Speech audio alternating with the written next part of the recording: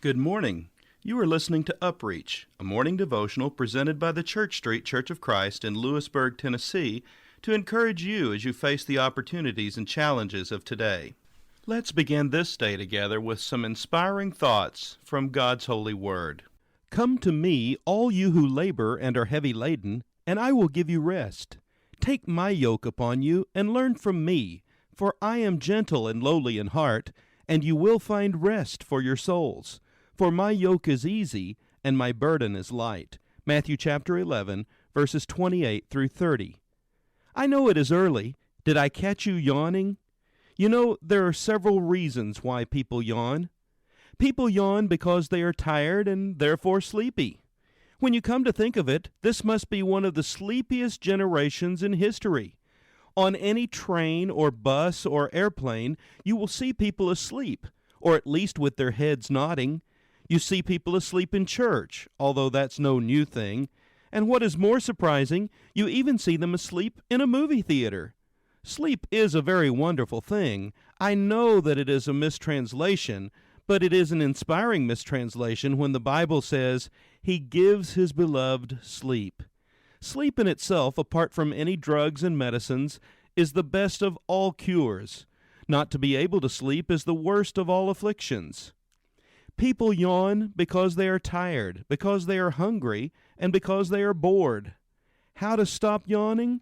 I think of three great statements and promises and claims of Jesus Christ.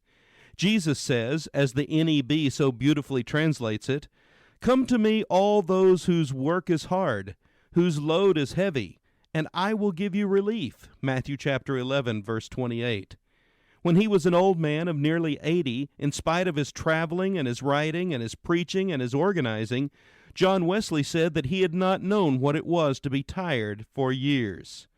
Jesus is the rest giver to the tired.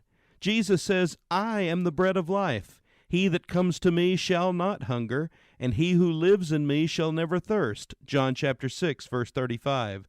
There is a hunger of the body and the soul. Jesus has the food and the strength of which a person may go for many days. 1 Kings chapter 19, verse 8. Jesus says, "I am come that they may have life, and have it abundantly." John chapter 10, verse 10. Jesus offers real life.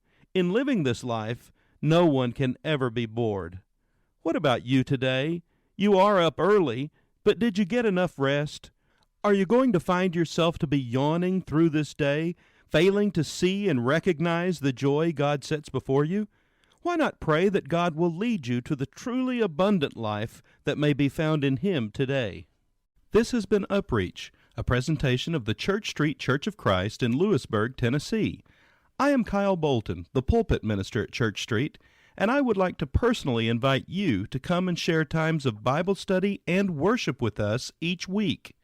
We meet every Sunday at 9 o'clock a.m. for our morning worship, followed by our Sunday school for all ages at 10:15 a.m. Then we meet again at 6 o'clock p.m. for our evening worship. We also have a midweek meeting for devotion and Bible study on Wednesdays at 6:30 p.m. I hope to see you there. Have a blessed day.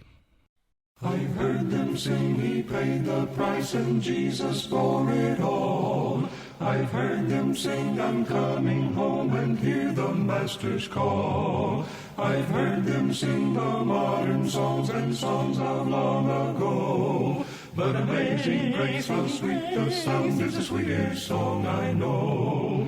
Amazing grace, how sweet the sound, oh how sweet is the sound, no sweeter song in this life could be found. I've heard our psalmist does no worst as white with snow, but amazing grace, how sweet the sound, is the sweetest song I know.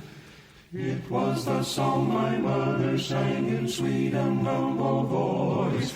Like music from the world above, it made my soul rejoice. Its soothing words and melody like rippling waters flow. But amazing grace, how sweet the sound, is the sweetest song I know. Amazing grace, how sweet the sound, oh how sweet is the sound, no sweeter sound.